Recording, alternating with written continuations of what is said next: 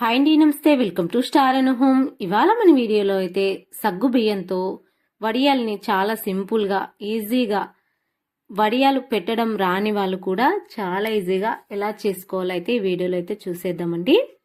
ఇంకా నార్మల్గా వడియాల సీజన్ అయితే స్టార్ట్ అయిపోయింది కదండి. చాలా సింపుల్ వేలో అయితే చూపిస్తాను పదండి. ముందుగా మన వీడియోకి అయితే ఒక లైక్ అయితే ఇవ్వండి ఫ్రెండ్స్.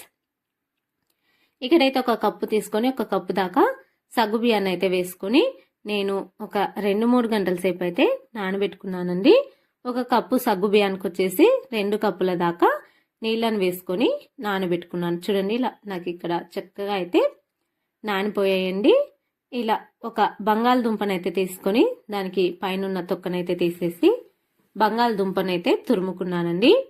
ఇక్కడ ఒక కప్పు సగ్గు బియ్యానికి వచ్చేసి ఒక కప్పు బంగాళదుంపనైతే ఒక బంగాళదుంపనైతే ఇలా వీడియోలో చూపిస్తున్న విధంగా తురుముకున్నానండి.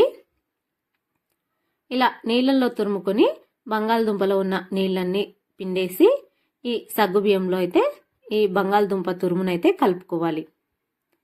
ఇలా బంగాళదుంప తురుము అలానే సగ్గు బియ్యం చక్కగా కలిసేటట్లుగా కలుపుకున్న తర్వాత రుచికి సరిపడా ఉప్పు వేసుకోవాలండి. చాలా సింపుల్గా చేసుకోవచ్చండి. ఎవరైనా సరే చాలా ఈజీగా చేసుకోవచ్చు. ఇవి రావు అని కూడా అస్సలు భయపడకండి, చాలా బాగా వస్తాయండి.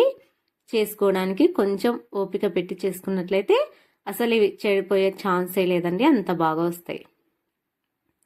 ఇలా రుచికి సరిపడా ఉప్పు వేసుకొని కలిపెట్టుకున్న తర్వాత ఇడ్లీ ప్లేట్లు అయితే తీసుకోవాలండి. వీటికి కొద్దిగా ఒక్కొక్క చుక్క అయితే ఇడ్లీ ప్లేట్కి అయితే ఆయిల్ని అయితే అప్లై చేసుకోవాలి. ఇలా ఆయిల్ అప్లై చేసిన తర్వాత మనం ఇడ్లీ ప్లేట్లో ఇలా వీడియోలో చూపిస్తున్న విధంగా గుంతల్లో అయితే ఈ సగ్గు బియ్యం అలానే ఆలు తురుము అయితే రెండింటిని కలిపెట్టుకున్నాం కదండి, వేసి మంచిగా అంతా కూడా స్ప్రెడ్ అయ్యేలాగైతే ఇలా వీడియోలో చూపిస్తున్న విధంగా సర్దేసేయాలి. ఇలా అన్నిట్లో కూడా ఇదే విధంగా మొత్తం అంతా కూడా ఒక్కొక్క టేబుల్ స్పూన్ అంతా పెట్టుకోవాలండి. పెట్టుకున్న తర్వాత చేతితో కానీ స్పూన్తో కానీ ఇలా పల్చగా వేసుకోవాలి.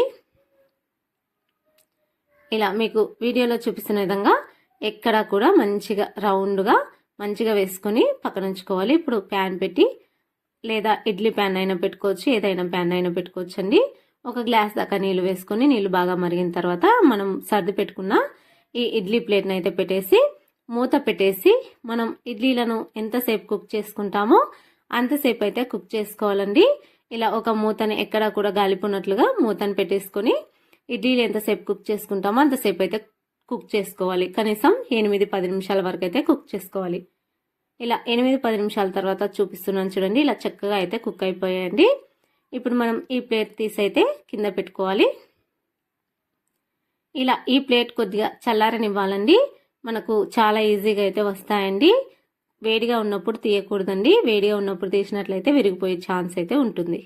కాబట్టి ప్లేట్ కొద్దిగా 1-2 నిమిషాలు పక్కన ఉంచిన తర్వాత ఒక స్పూన్తో లేదా ఒక కత్తితో అయితే మనం సైడ్లంతా ఫోల్డ్ చేసి తీసినట్లయితే మనకు చక్కగా అయితే ఈ వడియాలు అయితే ఇంకా ప్లేట్ నుంచి సపరేట్ అయ్యి వచ్చేస్తాయండి. ఇలా మనం తీసేటప్పుడు కొద్దిగా చల్లారిన తర్వాత తీసుకోవాలి.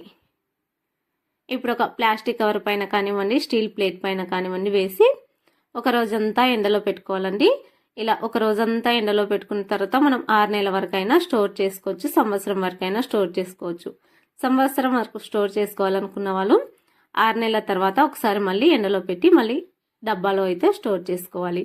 ఇలా చక్కగా అన్నీ కూడా ఇదే విధంగా రెడీ చేసుకున్న తర్వాత ఒక రోజల్లా ఎండలో ఉంచుకోవాలండి. రాత్రంతా ఫ్యాన్ కింద ఉంచినా పర్లేదండి. తర్వాత ఎండ వచ్చిన తర్వాత మనం బయట ఒక ప్లేట్లో వేసి ఎండలో వేసినట్లయితే మనకి వడియాలు చక్కగా ఇలా వీడియోలో చూపిస్తున్న విధంగా అయితే మంచి వట్టిగా అయితే ఎండిపోతాయండి. ఇప్పుడు ఇంకా వీటిని మంచిగా అయితే మనం ఎప్పుడు నార్మల్గా ఒకే రకం వడియాలు చేయనట్లుగా ఇలా పిల్లలకైతే కొత్త రకంగా అయితే చేసి పెట్టారనుకోండి, పిల్లలైనా సరే పెద్దవాళ్ళైనా సరే చాలా రుచిగా తింటారండి. పప్పు సాంబార్లోకి సైడ్ డిష్గా చాలా చాలా బాగుంటాయండి. తప్పకుండా ఒకే రకం వడియాలు కాకుండా ఇలా డిఫరెంట్గా అయితే ట్రై చేసి మీకు ఎలా వచ్చిందో కూడా కామెంట్స్లో తెలియచేయండి. మరి ఈ వీడియో అయితే ఇంతేనండి. ఈ వీడియో నచ్చినట్లయితే మీ ఫ్రెండ్స్ అండ్ ఫ్యామిలీకి కూడా షేర్ చేసి ఇక మన ఛానల్ మరిన్ని వచ్చినట్లయితే మన ఛానల్ వడియాల రెసిపీస్ అయితే చాలా పాపులర్ రెసిపీస్ అండి. ఇలా చాలా సింపుల్ గా చాలా ఈజీగా అయ్యేటువంటి వడియాలను అయితే చూపిస్తున్నాను. చూడండి చాలా సింపుల్గా అయితే చేసుకోవచ్చండి. ఇవి చేసుకోవడం చాలా ఈజీ, చాలా రుచిగా కూడా ఉంటాయండి. తప్పకుండా బాగా ఎండబెట్టుకొని వీటిని ఫ్రై చేసుకోవాలండి. చాలా రుచిగా ఉంటాయి, వెరైటీగా కూడా ఉంటాయండి. వీడియో అయితే ఇంతేనండి. మరి సగ్గుబియ్యంతో వడియాలు అయితే మీకు నచ్చినట్లయితే లైక్ చేయండి, షేర్ చేయండి, మన ఛానల్ని సబ్స్క్రైబ్ చేసుకోండి. Thank you for watching friends.